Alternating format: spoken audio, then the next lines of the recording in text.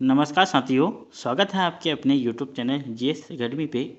जो हमारी कुमाऊनी और गढ़वाली लोकोक्तियों की सीरीज चल रही है, इसी को कंटिन्यू करते हुए आज रहेगा भाग 5। 4 भाग चैनल पे अपलोड हो चुके हैं। जिसने नहीं देखे हैं वो चैनल पे प्लेलिस्ट बनी हुई है, आपको सीक्वेंस वाइज वहाँ से वीडियो मिल जाएगी, आप वहाँ से वॉच कर सकते हैं।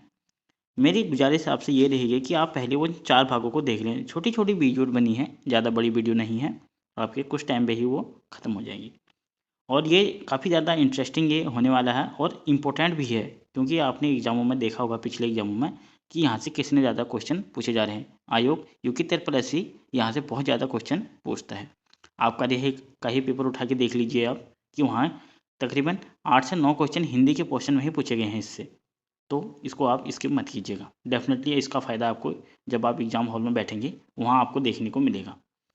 तो अगर चैनल पे आप पहली बार आए हैं तो चैनल को सब्सक्राइब करें, डेफिनेटली यहाँ से आपको फ़ायदा मिलेगा। और आपको लगता है कि वीडियो में मेहनत की गई है तो आप वीडियो को लाइक करें। शुरू करते हैं आज की वीडियो। इसमें भी रहेगा क्वेश्चनों जो लोकोक्ति संख्या उसमें रहेगी 20। शुरू करते हैं आज की वीडियो को। 80 तक हमारी हो गई थी, आज है 81 लोकोक्ति संख्या, जिसमें दिया गया है आगिला लकड़ी जलवेर पछिला ऊँची। जो लकड़ी है उसको अगर हम जलाते हैं वो जल के धीरे धीरे पीछे को आती है। अर्थ क्या बनेगा? अर्थ बनेगा इसका लकड़ी आगे जलकर पीछे को ही आती है, इसका अर्थ ये बनेगा। और भावार्थ ले लेते हैं। भावार्थ है इसका व्यक्ति जैसा व्यवहार अपने माता पिता से करता है वैसा ही व्यवहार उनके बच्चे उनसे भी करेंगे। मतलब आपके जो बच्चे हैं आपसे ही सीखेंगे कि आपके उनके माता पिता क्या करते हैं, अपने माता पिता के साथ कैसे रह रहे हैं, वैसा ही व्यवहार कल के दिन में वो आपसे करेंगे। मतलब कल के दिन में आप भी बूढ़े हो जाएंगे और आपके बच्चे भी आपके साथ वैसा ही व्यवहार करेंगे जैसा अभी आप अपने माता पिता से कर रहे हैं। सीधा सा इसका तात्पर्य कहने का ये है। क्या है? आगिला लाकार जेलबेर पछलो ऊँची। बढ़ते हैं लोकोक्ति संख्या अगले की ओर, जिसमें दिया गया है तलब न तनख्वाह धन सिंह हवलदार। ये जो लोकोक्ति है ये बोली गई है। इसका जो अर्थ ले लेते हैं हम, इसका अर्थ है तलब न तनख्वाह धन सिंह हवलदार। न तो उसको तनख्वाह मिल रही है और नाम रख दिया है हवलदार, मतलब लाभ रहित पद प्रतिष्ठित होना। आपको लाभ नहीं मिल रहा है उस पद से और आपको बोल दिया है उस पद का प्रतिष्ठित होना। मतलब नाम हवलदार है और तनख्वाह कुछ मिल नहीं रही है, आपको पैसा आ नहीं रहा है। इसके लिए लोकोक्ति क्या बोली गई है? वो बोली गई है तलब न तनख्वाह धन सिंह हवलदार। ये इसके लिए लोकोक्ति बैठ रही है। लोकोक्ति संख्या 83, जिसमें दिया गया है जन्म है कामना। मतलब जब जन्म हुआ तब से ही कामना। और भावार्थ ले लेते हैं। भावार्थ पे आप जरूर नोट कीजिएगा, क्योंकि भावार्थ से ही क्वेश्चन बनने हैं। आपको लगेगा कि ये अर्थ पूछ रहे हैं और उसमें हम कितने क्वेश्चन में हमसे आप पिछले एग्जाम में देख लीजिएगा, वहाँ से इसमें गलती होने के चांसेस बहुत ज़्यादा बनते हैं, क्योंकि वो इन दोनों ऑप्शनों को रखेगा और आपको भावार्थ पूछेगा। भावार्थ क्या बनेगा इसका? भावार्थ बनेगा छोटी सी उम्र में बड़ी उम्र वाले की तरह प्रतिक्रियाएं करना। इसके लिए जो भावार्थ है वो ये बनेगा। क्या बनेगा? जन्म है कामना। अब बढ़ते हैं लोकोक्ति संख्या अगले की ओर, जिसमें दिया गया है ऋषि खायो अपना घर। अगर ऋषि बोली जाती है जब रीस आती है, मतलब गुस्सा आदमी, जो गुस्सैल आदमी, रीस को गुस्सा ये बोला जाता है। मतलब अर्थ ले लेते हैं। अर्थ दिया गया है गुस्सैल आदमी अपना ही घर फूंकता है, मतलब अपना क्रोध अपने को ही खाता है। भावार्थ ले लेते हैं। भावार्थ है क्रोध में अपना ही नुकसान करना। इसका जो भावार्थ है वो बनेगा। क्या है लोकोक्ति? ऋषि खवे अपने घर। जो ऋष है वो अपना ही घर खाता है, अपने को ही नुकसान करता है, और इसीलिए बोला गया है अपने गुस्से पे काबू रखें। बढ़ते हैं अगले लोकोक्ति की ओर। लोकोक्ति संख्या 85, जिसमें दिया गया है तेरी तौली तेरी मुँह में रौली। और अर्थ ले लेते हैं। अर्थ है तेरी ही तौली। तौली बोला जाता है एक बर्तन जिसमें भात बनाया जाता है। गांव घरों में भात बनाया जाता है जिसमें, उसको तौली बोला जाता है। मतलब तेरी ही तौली तेरी ही मुँह में रहेगी। इसका जो भावार्थ है न अर्थ है वो ये बनेगा। और भावार्थ क्या बनेगा? इसका भावार्थ बनेगा किसी के उपकार को उतार कर क्रोध व्यक्त करना। ये बोला जाए, मतलब तेरी तौली तेरी मुख में रौली। तेरा ही समा तेरे मुंह पे, उसी का मुंह उसी के मुंह पे फेंक देना। अब बढ़ते हैं लोकोक्ति संख्या 86 की ओर, जिसमें दिया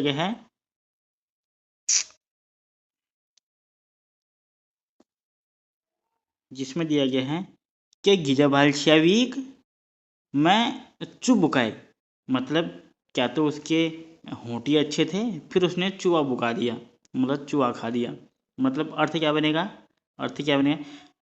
क्या तो मुसुड़े ही भले थे, उसमें चूहा यानी कि चौलाई चबा के उसके जो होंठ हैं वो और ज़्यादा बुरे दिखने लगे। भावार्थ क्या है, भावार्थ बनेगा इसका कमजोर अथवा आलसी व्यक्ति की थकावट पर ये व्यंग्य बोला गया है। क्या बोला गया है कि गिजाभालछिया भी मैं चुबुकाई, इसका जो लोकोक्ति है वो ये है। अब बढ़ते हैं हम लोकोक्ति संख्या 87 की ओर,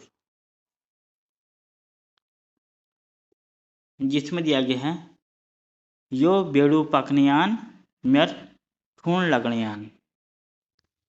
और अर्थ ले लेते हैं, अर्थ है इसका ये बेड़ू होता है एक प्रकार का फल जो जंगलों में होता है, अंजीर का एक प्रकार, न पकने वाला और न मैं खा पाने वाला। इसका जो अर्थ है वो ये है, ये बेड़ू न पकने वाला न मैं खा पाने वाला।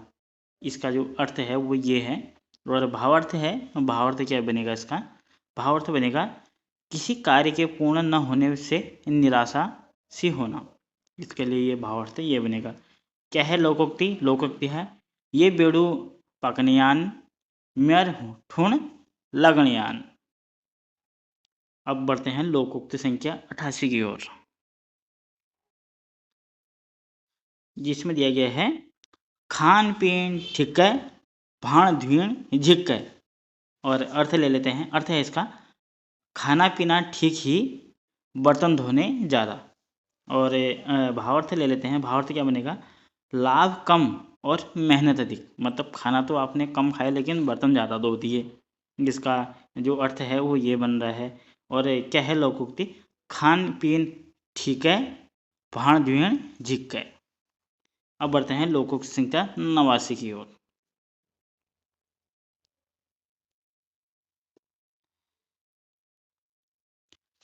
जिसमें दिया गया है गाय न बछिया नीने अच्छिया, न तो गाय है न बच्ची है और नींद ही अच्छी हो रही है।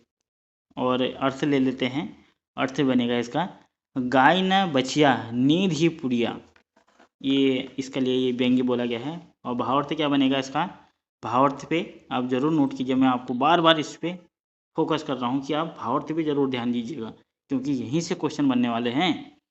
इसका जो भावार्थ है वो क्या बनेगा काम काज किए बिना ही विश्राम करने का बहाना खोजना। इसके लिए जो व्यंग्य बोला गया है वो क्या बोला गया है गाय न बचिया नीने अचिया, घर में न गाय है न बच्ची है और बस नींद नींद पड़ी है।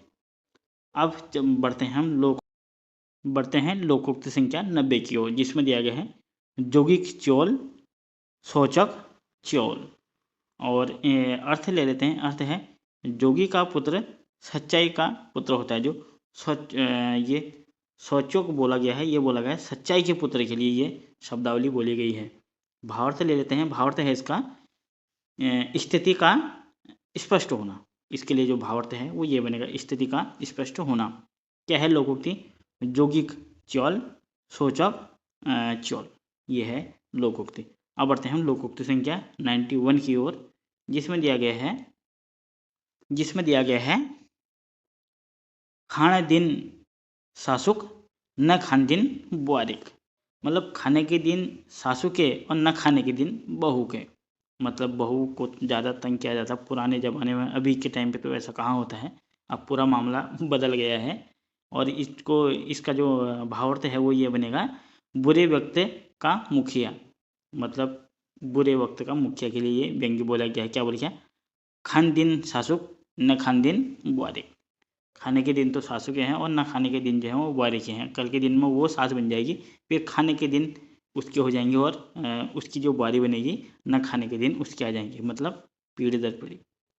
बढ़ते हैं अगली लोकोक्तियों की ओर, लोकोक्ति संख्या 92 की ओर, जिसमें दिया गया है दूसरा गुरु गोदान गोदान। और अर्थ ले लेते हैं, अर्थ है दूसरे की गाय का गोदान, मतलब दूसरे की वस्तु को दान करके दानी बनना। मतलब दूसरे की वस्तु को अगर आप दान दे रहे हैं और आप सोच रहे हैं कि मैंने दान दे दिया, उसके लिए ये व्यंग्य बोला गया है। क्या है? दूसरा गोरुक गोदान। ले लेते हैं लोकोक्त संख्या 93 की ओर, जिसमें दिया गया है गान तिथि फैल मीठा। अर्थ ले लेते हैं, इसका अर्थ है इसका जड़ कड़वा, फल जो फल है वो मीठा है उसका, उसके लिए व्यंग्य बोला गया है। मतलब भावार्थ क्या बनेगा?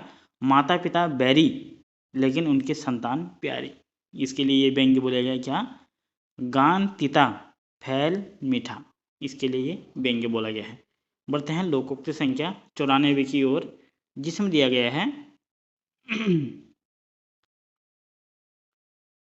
गया है जैक बुड़बोलिन विक कुड़बोलिन।